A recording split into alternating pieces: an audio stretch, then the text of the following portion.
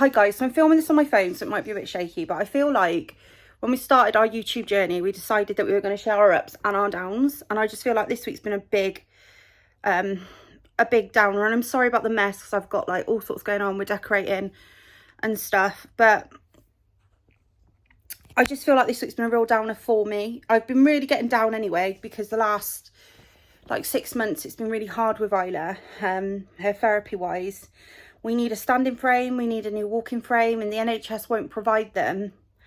And I've spent like over 40 grand, guys, like on Isla, like on therapy, on equipment and things. So I just feel a little bit like it's their time now to just support us a little bit. And well, basically they're not supporting us, but the long and the short of it is, one thing that was really getting to me was her not having a standing frame, and I've gone and bought one, buying one on Friday secondhand. We're going down to London, so we're gonna have a bit of a London trip at the weekend. I'm in my gym stuff, sorry. But basically I've been feeling just really down this week. I'm just down because we have a lack of space and in our home, and Isla needs more space, and everything's just kind of coming all at once, you know. Sometimes with disabled children everything comes at once, and I don't know, I've just been feeling like it's just been getting on top of me this week. And I'm going to the doctor's on Wednesday, and I probably have my antidepressants whacked up even higher, which I just don't really want, but I'm very low at the moment. So basically, I think 3 days ago now, a girl, I'm not mentioning her name, but I think a lot of people know her name, has really gone at disabled people, calling them a vegetable. Really upset a lot of people, really upsetting to see.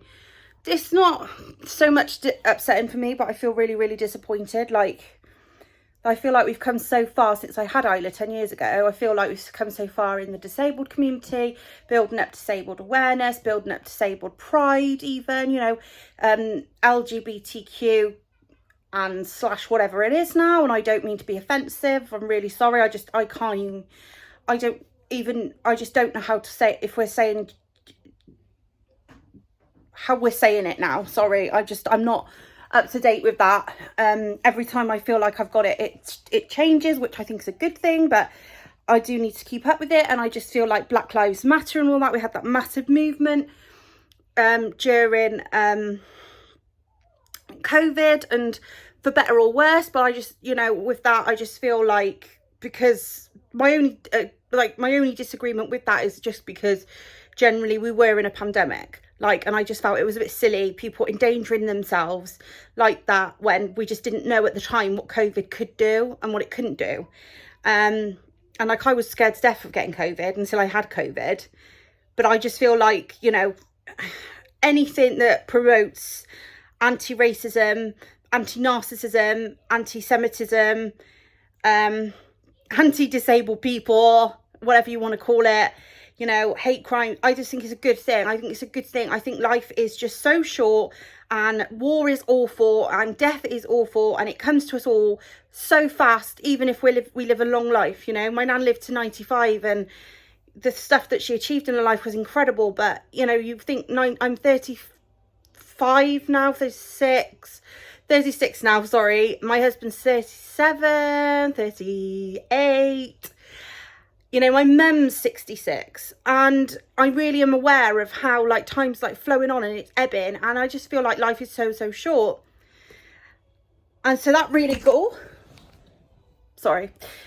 got me down. And then I also read an article this week about a lady who fought so hard for a disabled child, and she just couldn't do it anymore, and the system broke her so much, and the system and like things like the NHS and like social services built up a wall, and it's just like, you ask and it's like a no.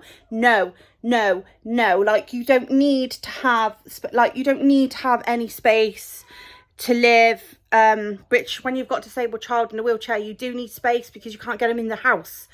It's a constant fight to get equipment, constant fight to get, for some people it's a constant fight to get like housing, it's a constant fight to get wheelchairs and electric wheelchairs and training. And we fought personally 4 years for a speech and communication aid, and they wanted us to self-fund it, and it was 12,500, and I just said, are you joking me?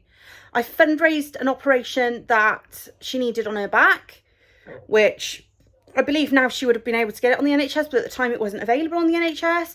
I fundraised £53,000 for her therapies over the years. We've had walking frames at £2,000. God knows what else. Now I'm buying another standing frame. I've had my family give me money. I've had my mum borrow me huge amounts of money so that I can get the things that she needs. I'm still having to top up certain things I shouldn't have to be topping up. And ultimately, I just feel a little bit like I never asked for her to be disabled. She never asked for herself to be disabled. The NHS saved my child. They didn't say to me, you know, my child would be severely disabled. What do you want to do? Because if we do, like, you know, she was born severely premature. Which is fine, but I just feel like they didn't give me an option. So they shouldn't then have the option to say, well, we can't provide you with a standing frame. I just feel like they shouldn't have the option, you know. And I'm not saying, like, obviously I'm not saying like I would have killed my child, because I never would do that. She's never not been wanted. She's loved. She's always been wanted. But I can understand if I, you know, and yes, okay, ultimately it was my decision to have her. So maybe like I shouldn't have had children then. But I didn't know this was all going to happen. You know, I was 25 when I had her. And I don't know, I just feel like the last few weeks have been absolute hell. And just reading about this woman that was so desperate before Christmas, she took her own life. And I've got to the point this week where I've really contemplated taking my own. And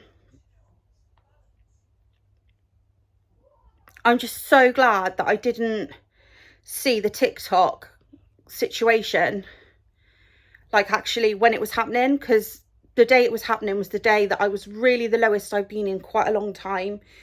It was the day that I'd read the story about the woman killing herself. It was sort of the day after I'd arranged to pick up the standing frame. And I just felt like banging my head against the wall. And I really just said to my mum, you know, I just really could just go and throw myself off a bridge. I was like, there's very little stopping me. And I think actually if I'd have seen and just heard what I've now heard, I think I would have done. So I just feel like this is my lowest ebb at the moment. I feel like I'm going through my lowest ebb with Isla. And just generally, because everything parents of disabled children complain about, it's not the child, you know. And that's really funny. It's never the child. It's not like, oh, my child can't do this, oh, my child can't do that. Like, Isla needs a standing frame. Isla needs a walking frame. Isla needs more space at home. Isla needs a way to eat better. Isla needed some way to be able to talk. And, you know, that was a 4-year fight just for that. And, you know, social services do kind of come in and they're like, oh, well, school's got this issue and such has got that issue. And, you know, and you need to just fight a bit harder. And I think you fight all the time. You fight constantly and not be tired and not be sick of it. And sit in a meeting and be at that such a low point where you sit in a meeting and you say, well, there's no point me saying anything. And then they turn around and say, why? And so, because 1, I'm not listened to. 2, you don't do anything if I ask for it. And 3, like, you know, well, you just don't do nothing. You know, you just absolutely don't do anything. Like, I don't want to slate Isla's care workers.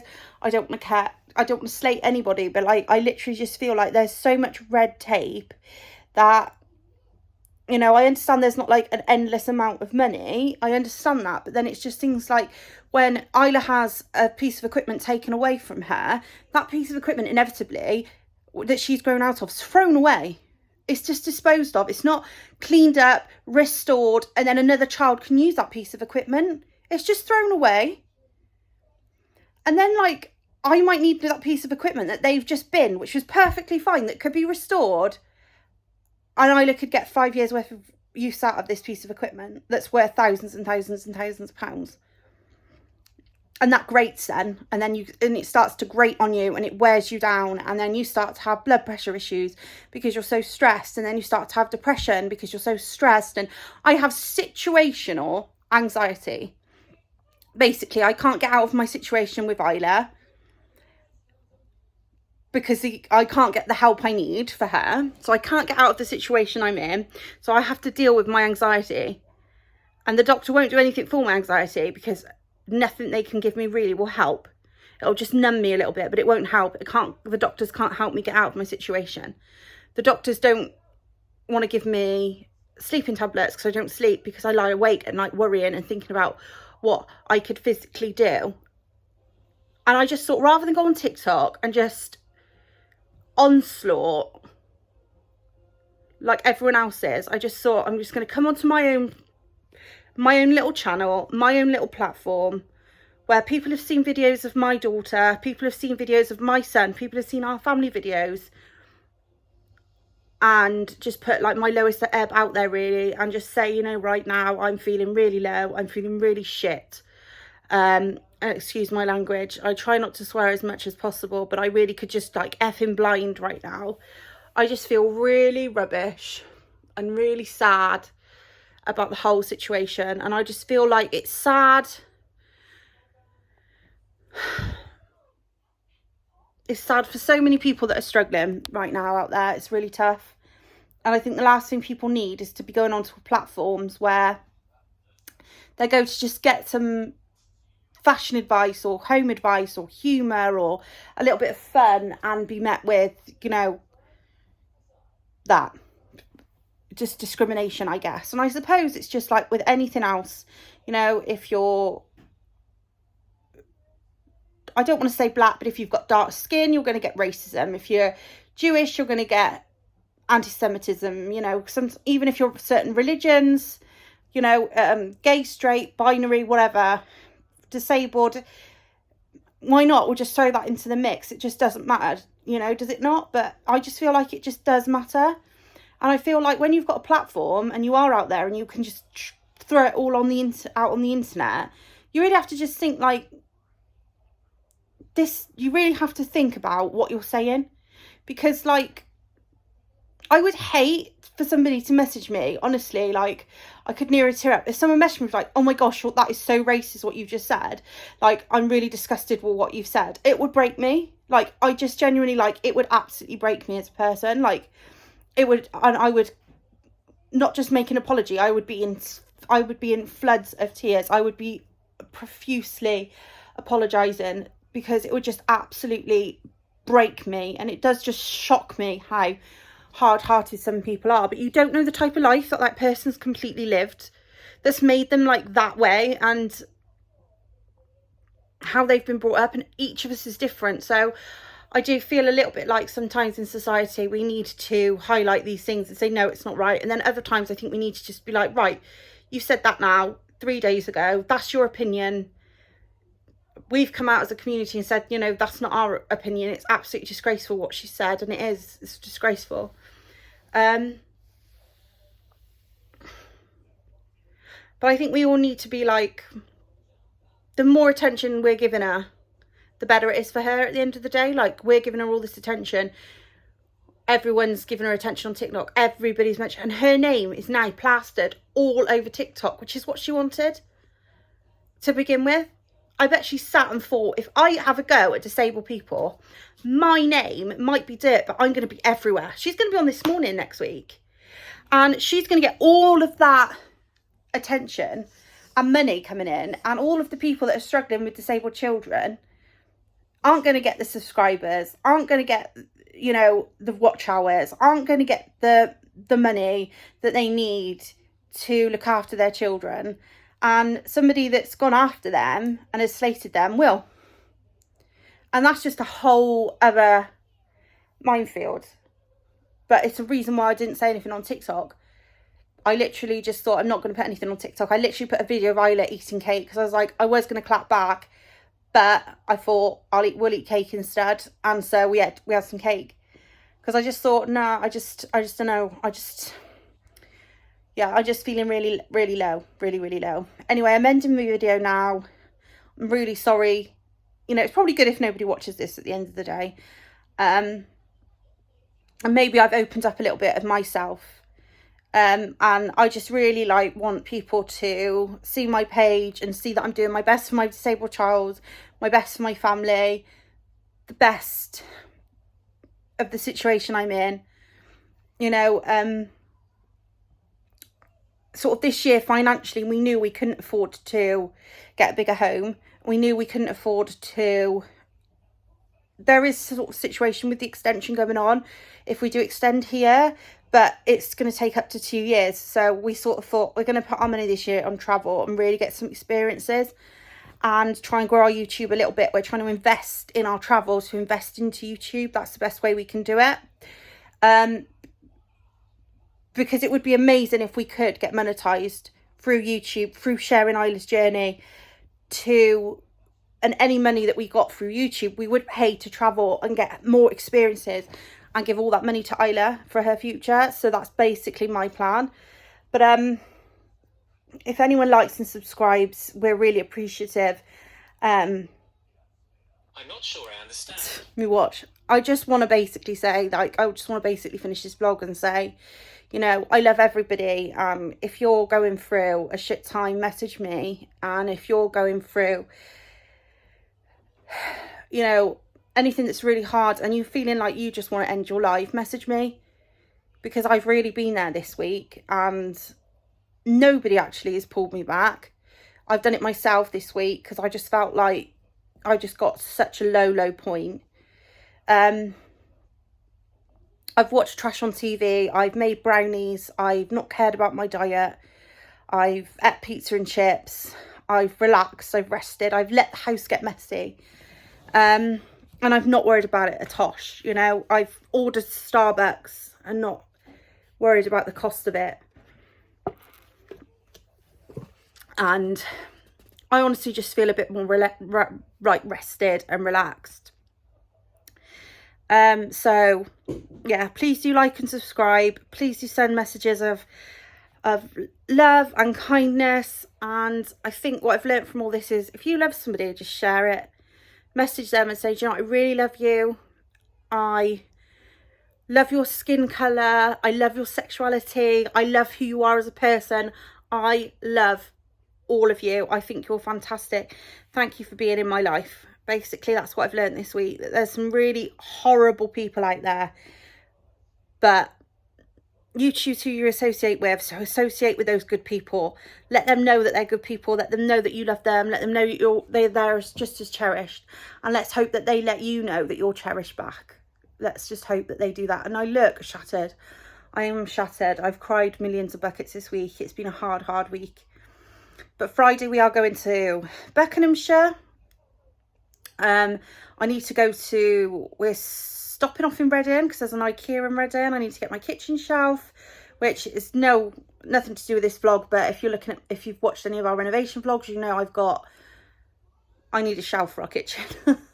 So I'm getting a shelf for the kitchen from Ikea. We're going to pick the standing frame up. I'm buying it second hand. So it's £150. So, and it's it's sort of between like 7 years and 14 years. So it's going to last her a little while. So that'll be like a big weight off my shoulders if it works out for her. And then I think we might be taking Nanny with us, which would be nice. And I think we're going to try and stay overnight somewhere outside of London. And we're going to go to Disney store and we're going to do a big Primark shop on Saturday. So I'm going to vlog what's new in Primark. I'm going to vlog our shopping in Primark. We're buying basically Florida shopping. So it's going to be a bit of fun, really. Sale shopping in Disney store, see what's there, see what's new in. Defo do like a new merch tour of the Disney shop because we haven't done one since like December now. So that's all going to be good. So we're going to just try and have a really great time. May even try and get round London Aquarium. So we'll just see how the finances go. So yeah, so I'm really looking forward to that. And hopefully that'll really like buck me up. Who doesn't love a good shop if you're a woman? And I've also got Haribo love hearts they're everywhere for Valentine's. So I'm going to eat these. I'm going to eat my pizza. I'm going to drink my coffee. Loads and loads of love, and sorry for whinging on at you all.